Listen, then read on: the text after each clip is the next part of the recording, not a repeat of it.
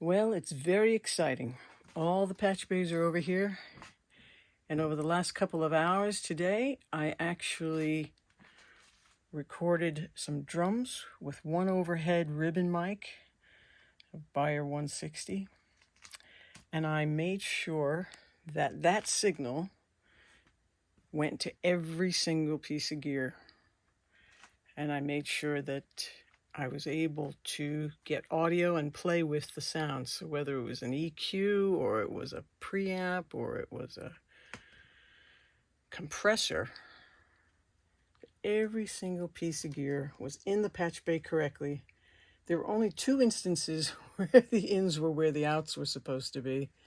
And that's just because you get a little crazy when you're doing that for hours and hours and hours. But I am so excited that all these pieces of gear are actually kosher, baby. They're doing what they should be doing. Oh, thank God. Yesterday, I had so much trouble just getting the Mac to see the 3 Apollos. And that was because it just decided it didn't like the Thunderbolt 3 cable. It was like it's stretched too weird or it's bent or something. And then, of course, I went through and checked.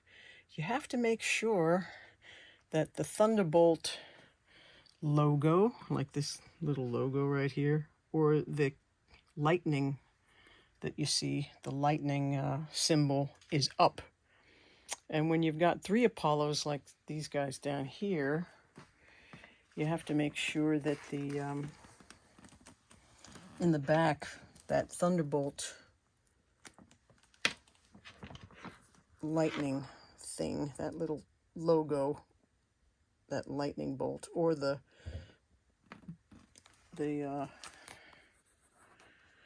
logo of the cable is facing up.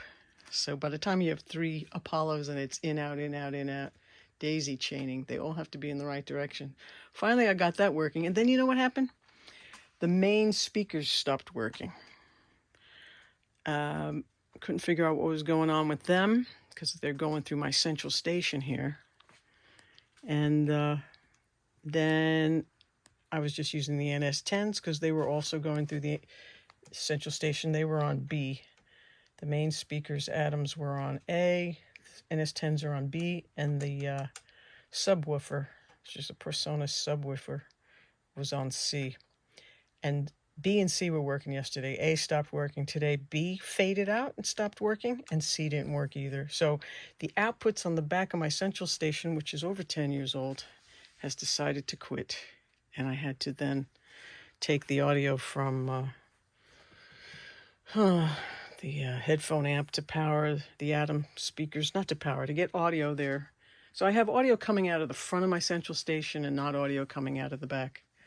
So now I have 3 pieces of gear I have to get repaired. The Neve VR channels, the central station, and the Fat Man. This is my first compressor, I think, if I wasn't renting stuff back in the 80s. This is my Fat Man 2. And you put a signal through him and he just fizzes and makes noise. And I thought it was a tube, so I opened it up a couple of years ago and changed the tube, and that didn't seem to help. Maybe I found out it didn't need a tube. I can't remember what the deal was, but whatever. Those 3 pieces of gear are worth looking at and seeing if somebody can do something about them. And just wanted you to know that most of the stuff in the racks are kosher now. I am psyched. I have more flexibility, and it feels more powerful than ever before, because some of the I/O things I had working before, but always crawling under the desk to where those patch bays were in that big space. Oh, that was literally painful, and a pain in the neck and the back. So now that everything is working, I'll just make sure these other 3 pieces of gear get repaired. I'll put them in on my little patch CAD program, and then I will print out the stickers and put them on the face of the patch bays.